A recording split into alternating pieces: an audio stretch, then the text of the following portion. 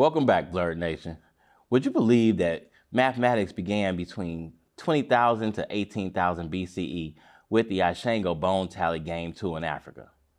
Well, Africa is the origin to the world's earliest form of mathematical and foundational thinking, as well as the birthplace for both basic and advanced arithmetics. Today we're going to add more Black math geniuses, subtract stereotypes in the math education so we can be equal for the future of Black mathematicians. But before we go on this mathematical journey, make sure you hit the like button, drop some comments, and subscribe to the BlerdOut movement.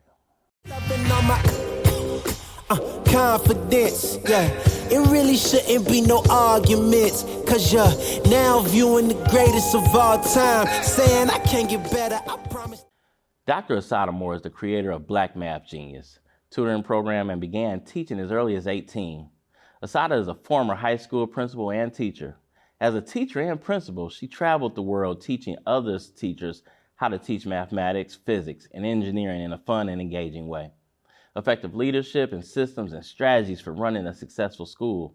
Assata believes in the genius of Black people and spends her time teaching parents and educators how to induce the genius out of Black children. But wait, there's more. She also is a STEM influencer, an educational coach, and a Presidential Award nominee for math. And last but not least, she's a proud Black woman from the South Side of Chicago.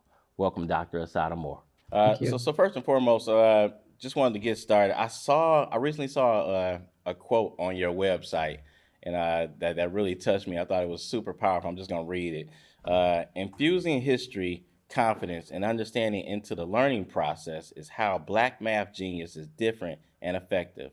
It is amazing what a little bit of truth and knowledge can do for children who have been disconnected from their history and achievements of their ancestors. I love that. Like that's your quote, correct? Yes. Yes, love that. So can you kind of just tell our audience about, who you are, what you've done, your birth name even, and how you got started with the Black Math Genius program? Absolutely. My birth name is LaMelody Moore. And in college, once you start reading and learning your history, you want to identify more so with your own people. Yes. And after reading the book Assata, I chose the African name Assata. But I didn't want to dishonor my mom by legally changing it. Mm-hmm. So I go by Assata, but people know me as LaMelody. And it really doesn't matter to me what you call me because they both fit. Yes. And so I've been a educator since 18. And so I started volunteering at a charter school when I was an engineering student at Michigan State University. Loved math. And I picked up on the genius. I was giving them work that I was doing in my college classes, and they were picking up on it. And so that just set into motion from that moment 30 years ago to where I'm at now. Okay. Love it. Yeah. I'm actually from Michigan as well. So born and raised in Detroit, Michigan. Didn't go to Michigan State. I left the state to go to school at an HBCU, but love that you went to Michigan State. A lot of good times up there. So you're born and raised in the city of Chicago. Of course, you've seen a lot of different challenges and probably have a very different perspective of how to address the community. Like, what has it been like for you with your program in Black Math Genius and addressing the youth in Chicago?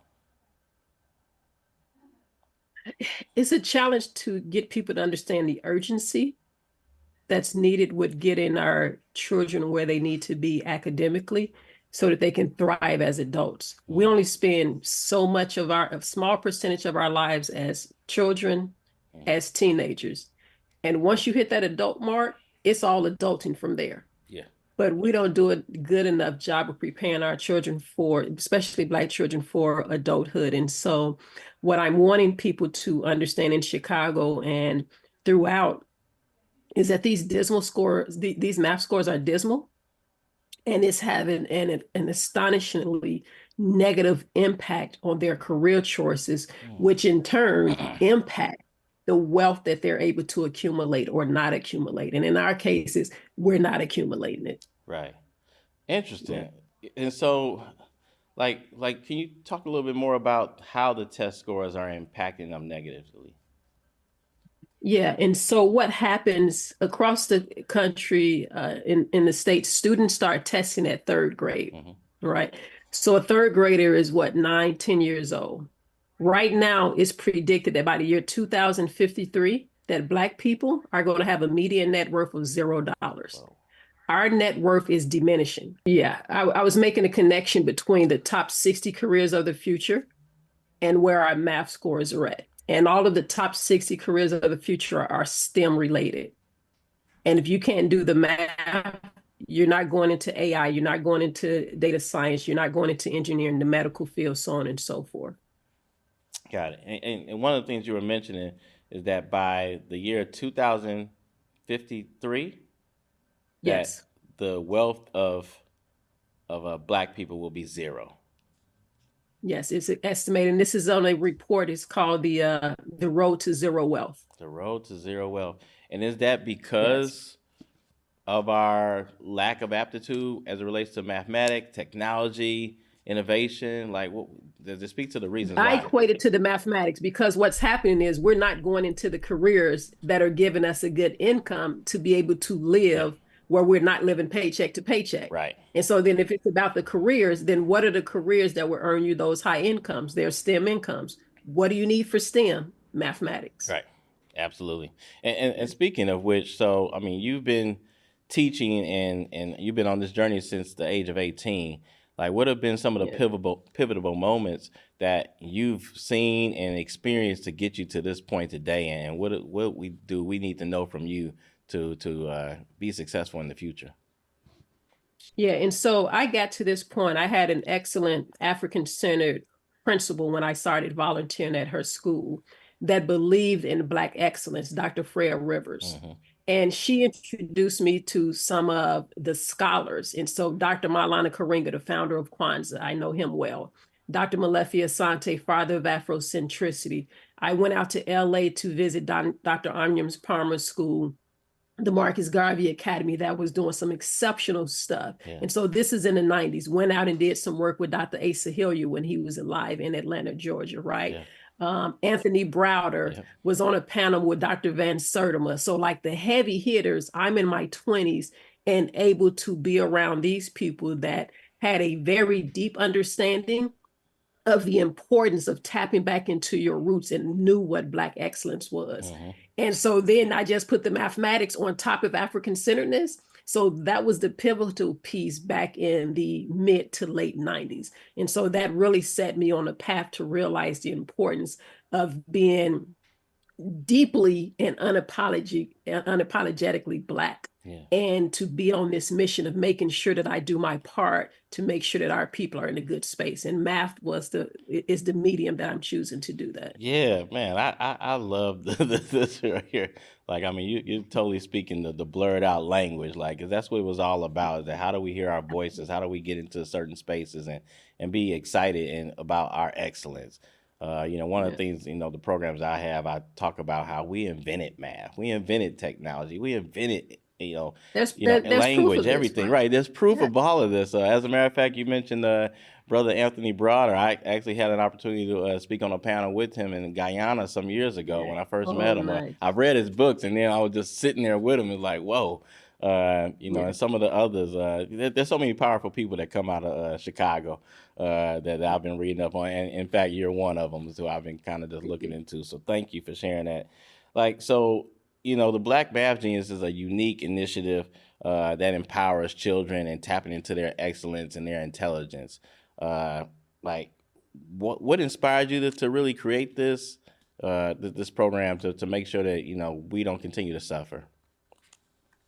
Because I saw the genius in children before I even thought of doing the program. Yeah. And so I'm a junior in engineering at Michigan State. I'm coming in, bringing them the stuff, and I'm doing my Physics 184 class. That's a second level college physics class. Yep. I'm coming in, talking to them about thermodynamics. I'm teaching them how to code, not with a template or an app where you just plug in, drag stuff around, but using HTML code, right? And so everything that I'm giving them, they're eating it up. To the point where you're familiar with Blackboard, the platform Blackboard, where colleges use? Yes. Well, when Blackboard first came out, we piloted their program with my middle school students to take AP Physics online. our email at that time was AOL, the plug-in one. So That's a so, minute ago. but they're middle school students taking AP physics, right? We're going to Cedar Point with Bowling Green University to study the physics of roller coasters.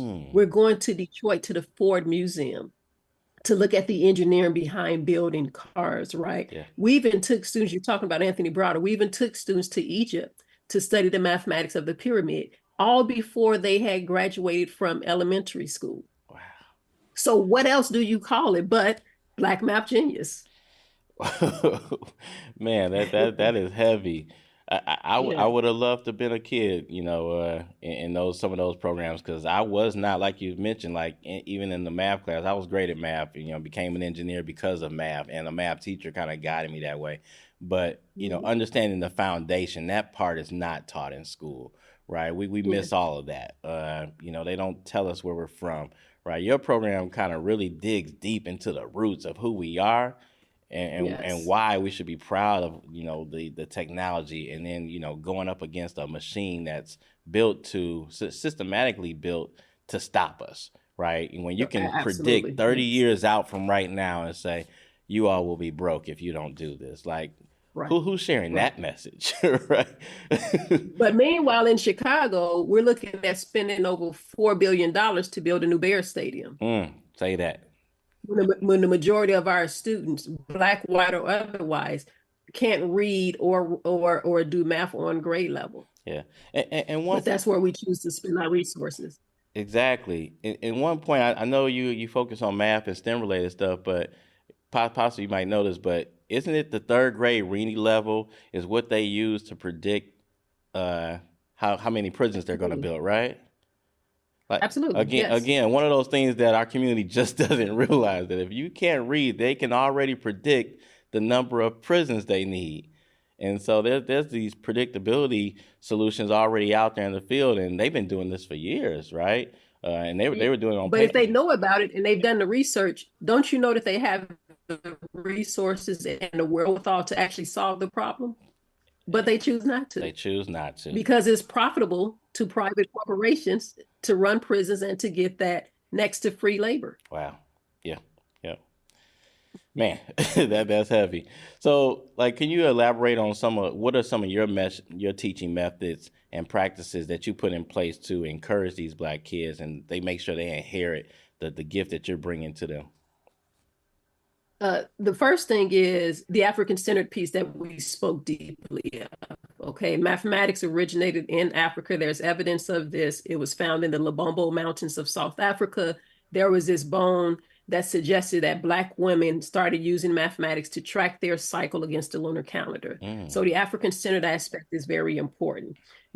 So an example of the African-centered piece is we call it the Pythagorean theorem. I call it the Kemetic theorem because Pythagoras studied for 23 years in Egypt under Black people. So he didn't learn that. And there's evidence of this in the King's Chamber of the Great Pyramid of Khufu, Khafre's, and Menkare's pyramid in ancient Egypt. So the African-centered piece. The next piece is for it to be advanced, for it to be accelerated. So if you can teach a baby what's 1 + 1, you can do 2 × 1.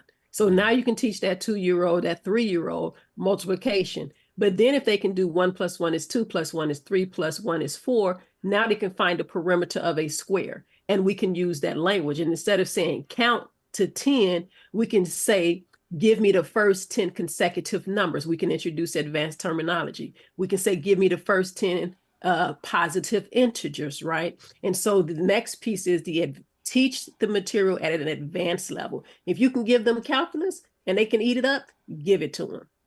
And then the other piece is that you want it to be application-based. You want it to be interesting. So I don't need to give you a worksheet for homework. I can say, I want you to go home tonight. I want you to watch the NFL draft that just happened. And I want you to look at the number of quarterbacks that were chosen in the first 12 rounds. And then I want you to compare that to historical data. And then if you want to be petty with it, I want you to look at the NFL draft again. Pay attention to how many brothers showed up with sisters on their arm. Now we're being petty. Maybe you don't want to do that one. We're being petty. What was the But that's percentage? okay. What was the percentage that showed up? Right.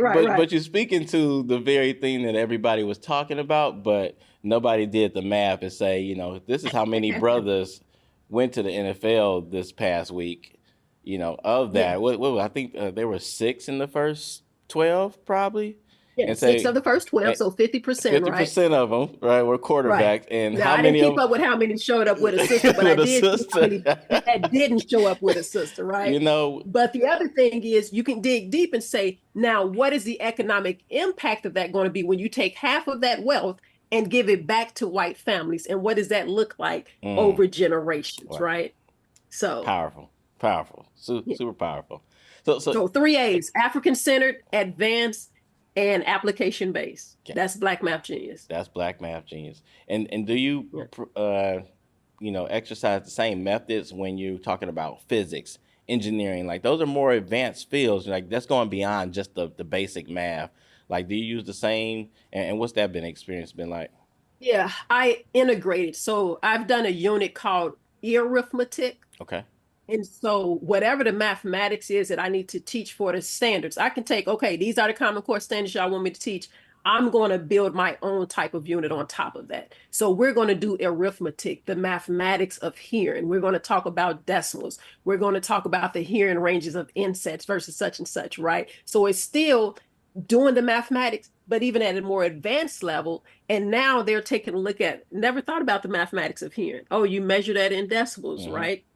Well, how does that relate to music? Oh, when you look at the writing of music, right? When you look at a musical sheet, you have measures that are written as a fraction, right? Yep. That tells you the number of beats within it. So that's how I do it, as opposed to say, okay, we're doing addition today. We're doing subtraction tomorrow, right? It's this whole experience with mathematics. So is our school districts able to get your curriculum and bring it into the classroom? And I mean, is there some type of strategy around like classrooms that are, you know, 80% African American? This is where you need to be going. Like, they aren't there yet. I'm trying. That's what I'm working on. Okay. So that's what I'm working on. But let me tell you this though. Do you realize that our tests, our children's test scores, are a reflection of where teachers would score? Never thought about that. When I tell you just this year alone, the number of classrooms that I've observed, of the number of classrooms I've observed, I had a more official estimate at 63%. I think as the year has gone on, 70% of the classrooms I observed, the teacher is teaching something incorrectly, using the wrong terminology, an incorrect model, or is not fully understanding their content. The teachers, for the most part, do not know the mathematics. I'm still going into classrooms. You may have learned math this way because I did. Right. We learned how to borrow and carry. Yeah, correct. I'm still hearing teachers use that language. That is not correct mathematics. You compose and decompose numbers, but you don't borrow. If you borrow some money from me, brother, that means I want it back. There you go. We're not giving it back. Right. Fair. So we have a lot of that going on. So I really dissect and dive into the essence and the beauty of mathematics. Got it.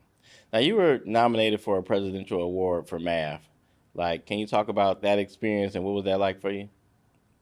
Yeah, I was one of the finalists in Illinois around 2009 or so. Okay. And so it was a process. I don't even remember who nominated for me. I had some heavyweights that were writing some letters. So I got as far as, I think that in the last round with Illinois, and then I think some white guy ended up winning for the state. Okay. So that was cool. But what happened a few years later, I was invited to the White House, this time from Michelle Obama and 2 of my students. And I went that time because it was a piece that she was doing on college. Okay. And my students at the time, students that were graduating from my high school, they had the second best record in the state of Illinois for persisting through college, because I was all about grit. You know, I would tell my students, it's not my job to love you. I love you, but it's not my job to love you. My job is to make you tough when you get out here in the real world, academically. And so my students would go through college, and when many freshmen dropped out, my students were persisting through. So I was invited for that. So it was a great experience. It's always, good to be acknowledged in that way for your work. I just want to have greater impact. I want to be able to do this with hundreds of thousands of children and truly start to turn the needle in a positive direction. Yeah.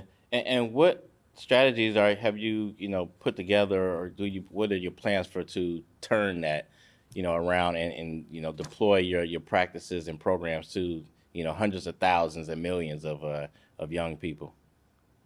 Well, I have to get out of the thing that I'm not good at. I prefer to chill and not be I'm the type. I've been in parties where John Legend was performing in one of the Priskers' living room, and I'm like, hey, what time they serving the chocolate chip cookies so I can go home? Right. When I should have been networking. Understood. Right. And so that wasn't a strength of mine. I could have done better with that in the past. And so now I'm looking to do more of that, to strategize. And the big piece, though, is to train more people to do what I can do. Right. Because right now, you're not going to run across many people. First of all, you have to eliminate all people that aren't Black. So now you have Black people. How many mathematicians do you have that are Black, that know the African-centered content, that have an engineering, physics, and computer science background with it, and can bring lessons alive like that? And so it's not good to be a unicorn. We talk about, oh, that was the first Black person to do this. It's actually kind of lonely. And I would prefer to have more people that I can bounce ideas off of, and we get together and say, hey, let's replace Pearson or one of these big publishing companies and write an African-centered Black mathematics curriculum, right? So I'm looking to find out ways. I want to reach out to some local community colleges here and say, hey, is there a way that we can create an alternative path to get more Black people into teaching mathematics, particularly more Black men? Yes, exactly. And when doing that and creating those curriculums, of course, I'm sure you have to align with, the state's standards and whatever the standards might be for each state if they're different nationally. But because of the methods that you are using to teach, like, is there ever a conflict or a collision of, well, we told them to teach math this way, where it might, how do I want to say, it might conflict with how they're handling things on the standardized testing piece? Like, no, I actually, I love the standardized test. Okay. With its bias and all of that, because what I tell my teachers and what I did when I was still teaching, my students were beating the state averages. And the thing is that my fourth grade students, I had some of my students, 4th through 8th grade, that was passing the Lansing Community College entrance exam into mathematics. I believe in teaching mathematics so well that if your children left and went over to China, they could pass their standardized test. So I actually go to the standardized test, because what's happening is the teachers aren't using the standardized test the way that they want. Ask the average teacher how the test is broken down. Yeah. They're not going to be able to talk to you about type 1, type 2, and type 3 questions. They're not going to be able to tell you that 19% of the assessment is on reasoning, that 23% of the questions are on real-world applications that are a certain degree of difficulty. Yeah. So how do you expect for your students to do well on the assessment and you don't know it well? That would be like expecting to win the Super Bowl and you show up to practice in a tutu, not even understanding the sport. Yeah, with the sport, right? I get it. Right. That makes sense.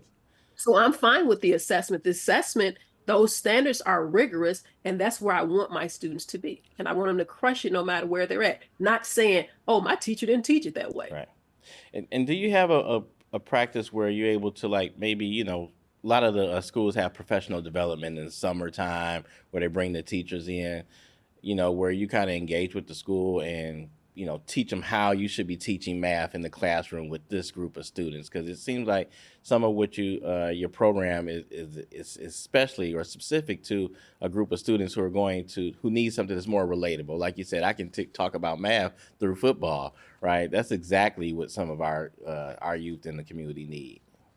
Right. Yeah, and that's actually the biggest piece where I'm having impact. And so I recently picked up a contract working with some teachers in DC. I work with a couple of schools here in Chicago. I've worked with a school district in West Virginia. That's where the biggest bang is going to come from, because I can tell you right now, I've sat and worked with teachers that said, Hey, in this lesson here, Assata, I'm not understanding how they're doing partial quotients with long division, a fourth grade skill. And then I'm having to help the teachers with their content. But it's also very uncomfortable. When the first day when I'm doing my presentations, those teachers are not happy with me. Okay. Because what I do is I give them each a problem on a sheet of paper and say, here's your problem, come up to the board and explain it. One, they're afraid to do it. I say, oh no. How are you afraid to do it as an adult, but you call on your students to go to the front of the class every single day? Right? So that's the first piece. Then the next piece is when they're explaining, I said, no, that's not correct. And I let them know up front it's going to be very uncomfortable getting started because your practice is going to be on display. And I had one recently going back and forth with me. I mean, and he was hot. Eventually, halfway through the presentation, by the time we got to lunch, he said, I have been teaching math for 25 years and I thought I was a good math teacher. He said, now I realize that I do not know math at all. Yeah. So the professional development is where it's at, but I end up having to break them down and then say, hey, this is how you teach this concept. When I asked them what's place value, like they struggle with fully telling me what place value mean, but it's fundamental to all of the arithmetic operations. I just don't. It's fundamental to understanding binary and hexadecimal numbers that you use in computer science. Right. Yeah, indeed. Yeah, I don't understand how all the schools couldn't, would push back to having your program in there. Like it sounds amazing. I want to go back to school and take it because I mean it's necessary. And so with all your years in education, like what are some of the stories and the way you've practiced it, you've learned from others, and then what are some of the ways or stories that you've seen Black students thrive with the way that you've taught them math and engineering and physics and others?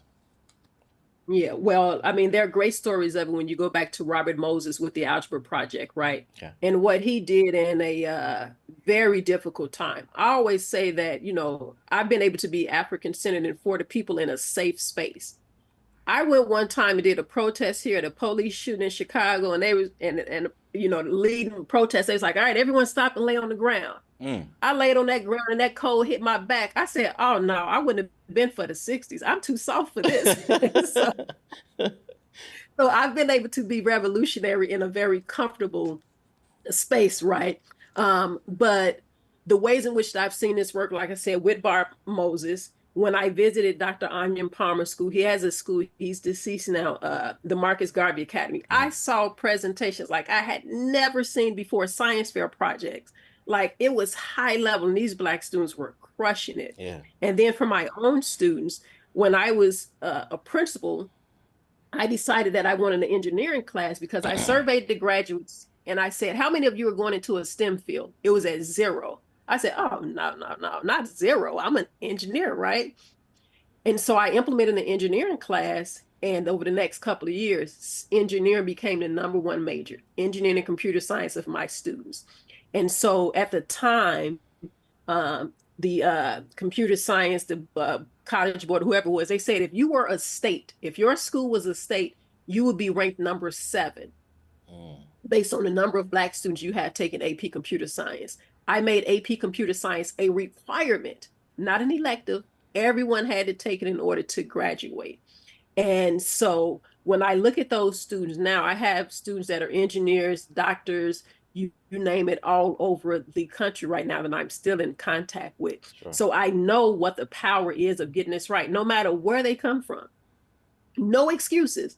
No, did they have it, daddy? Did they not? And I tell them, nowhere on an application is it, what was your family life like? Yeah, nobody cares. Was your daddy at home? Right. Nowhere. So I don't do the excuses thing, right? Hold them accountable, set high expectations, deliver it with love, and let's get the job done. Like a lot of the parenting styles have changed over the years, right? And it seems like, you've been doing this for a while. Like, what are some of the common misconceptions that you faced that you had to debunk when working with the parents? And, they say, well, that's not how my teacher is. The teacher's teaching my kid. Like, why is your way right? Like, what are some of those challenges been like for you? One, I always viewed parents with respect and a partner. I think one of the biggest misconceptions, it's getting a little questionable now with social media, right? Right. But one of the big misconception is that I'd never met a parent that didn't want their child to do well. Mm-hmm. And you have to understand that many parents had an abusive relationship with education. And so they're not very trusting. They don't want to come into the school. And so when I was a principal, when it was time for a student to come in during the day, I stood outside and greeted my parents. When there was a report card pickup, when I started as a principal, we had 25% of our parents showing up. I said, oh, no, 25%. I want 100%. There you go. So I had my counselors. I would tell the students, pull out your cell phone, test your parents right now. My teachers, I want you all outside. We're buying donuts and coffee as the parents drop the kids off. We're going to serve them donuts and coffee and say, hey, remember parent conferences tonight. And then we're going to monitor at every hour of conferences. I'm bringing food in. You know, Chicago, we got the Harris chicken with the mild sauce. Hey, when you come into the conferences, you got your mild chicken in you, right? Oh, you have trouble with the kids. We're going to have a babysitting room with video games and things like that in it. You think you're going to choke your child because their grades were bad? Go to the yoga room instead, right? Mm. So what I'm getting at is that if there is a problem, if 25% of parents are showing up, that is a problem. How do we get to 100%? Yep. And we got to 97%. Impressive. And I still wasn't happy. I went up there like, hey, Mr. King, Miss Byers, we didn't hit our 100% mark. Call those parents and do a phone conference with them because I want 100%.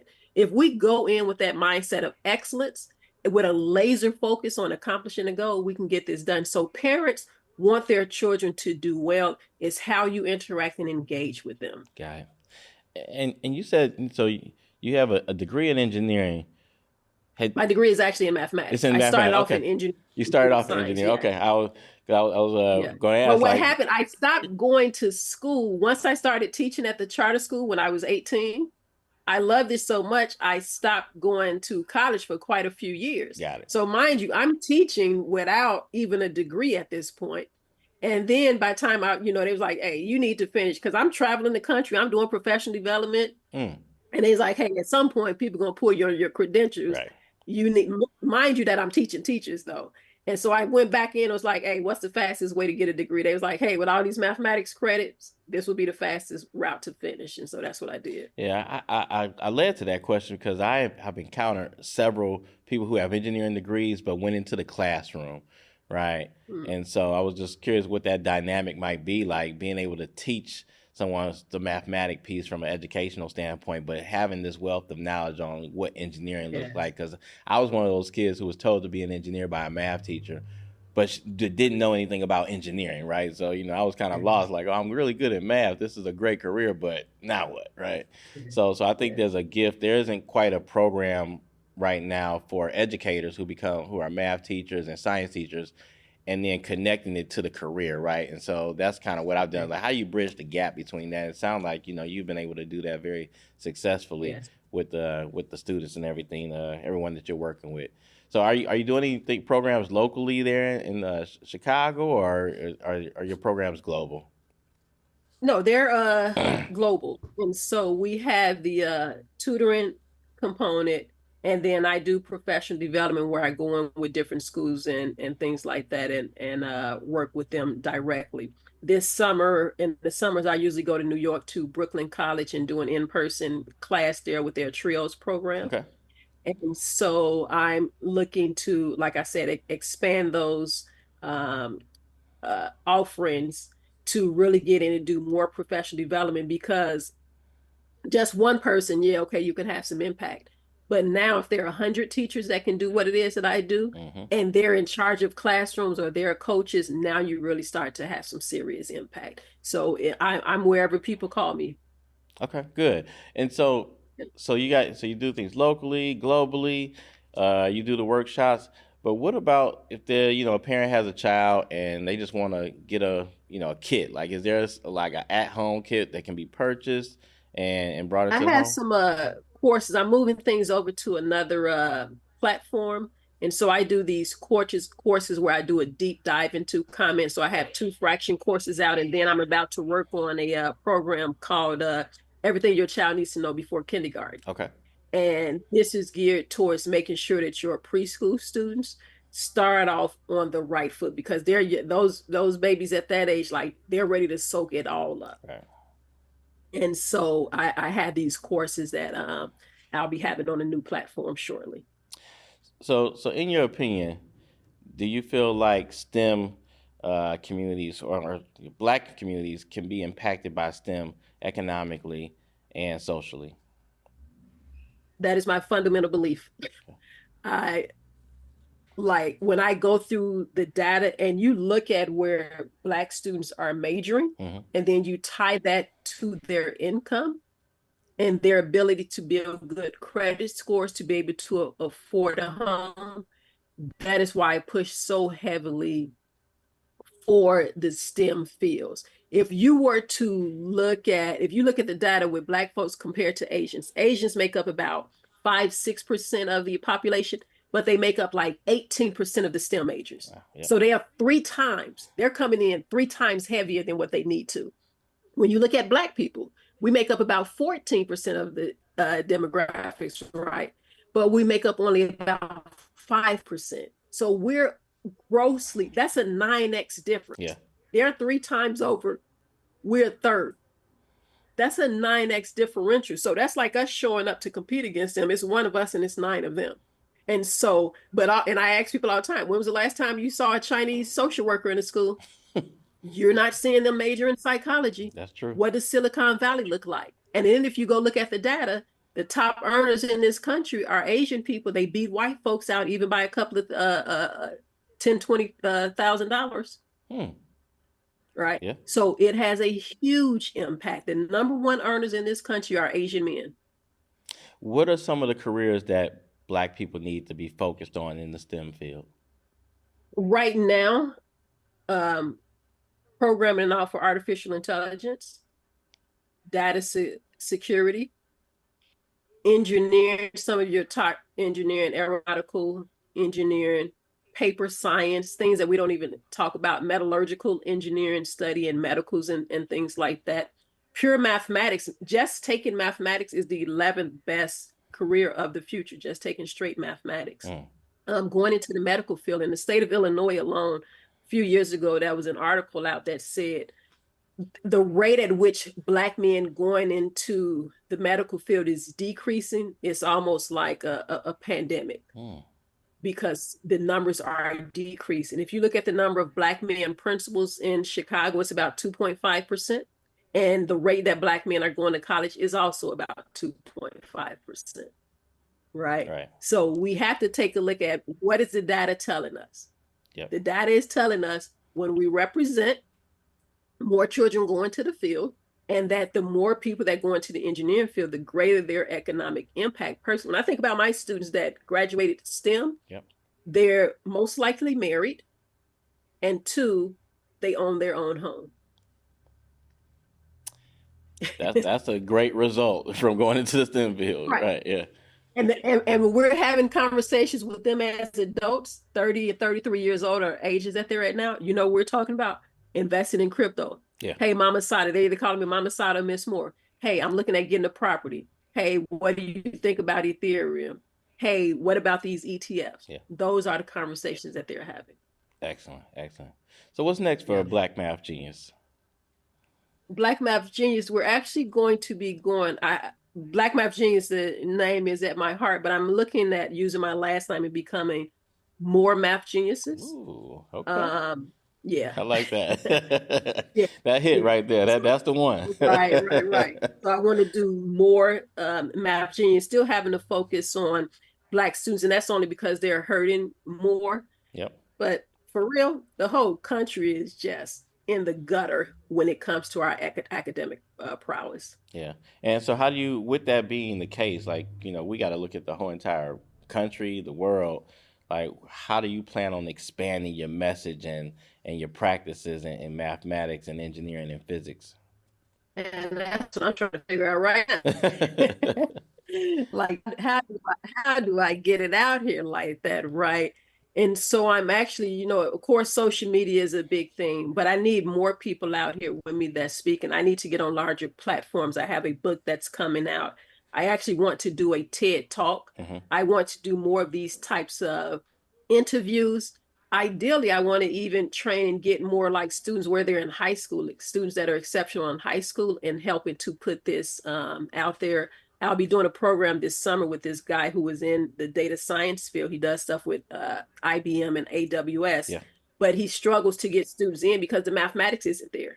So I'll be doing a program with him to make sure that they're good for workforce development. Out of Detroit, one of the biggest things in Detroit right now, we're trying to get the students into the trades, is that they can't do the basic math. They can't even read a tape measure. What? So again, with their workforce development program, a lot of money is sitting there in Detroit. Yeah.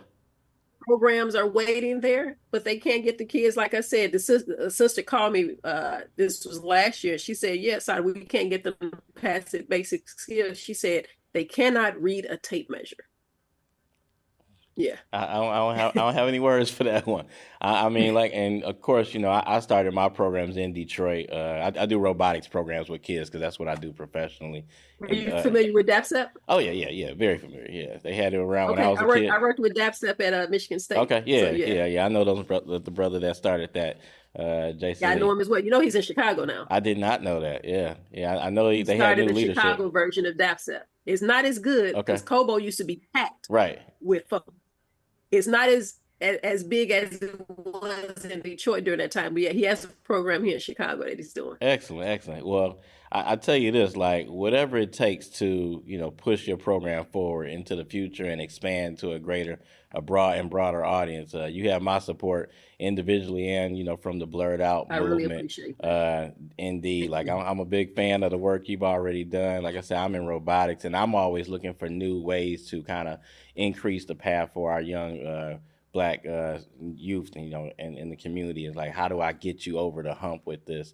I use robotics, and the math is in the robotics. Let a robotics. You know, we used to get those NXT bricks and be a part of those first Lego League competitions in Novi. Okay. Novi, yeah, we used to go there. I started the first Black robotics Lego League team in Detroit many years ago. And it was frightening for my students, but now you see many of them. But, you know, again, back to kind of the nature of the work that you do is like, how do we see ourselves? So we're now working on our own competition so that they can see themselves in there, right? And we need to do it our way, right? It's got to relate to something that's cool to us. So that's what the whole any help or anything you need with that and connecting with more folks. So yeah, I love that. Yeah, definitely. We're gonna be talking. I just want to say thank you for being on the podcast show today. Thank you so much. Black math geniuses or more math geniuses needs to be in every school, every organization. You know, I'm gonna be talking to you. I want to figure out how I can bring it to my own organization and put it in front of my students and other students across the country. So thank you again for joining us today on the BlerdOut podcast. All right. Thank you so much, brother. I appreciate it. I love this. This is one of my favorites. Yeah. Thank you so much. Thank you. Confidence, yeah. It really shouldn't be no arguments, cause you're now viewing the greatest of all time.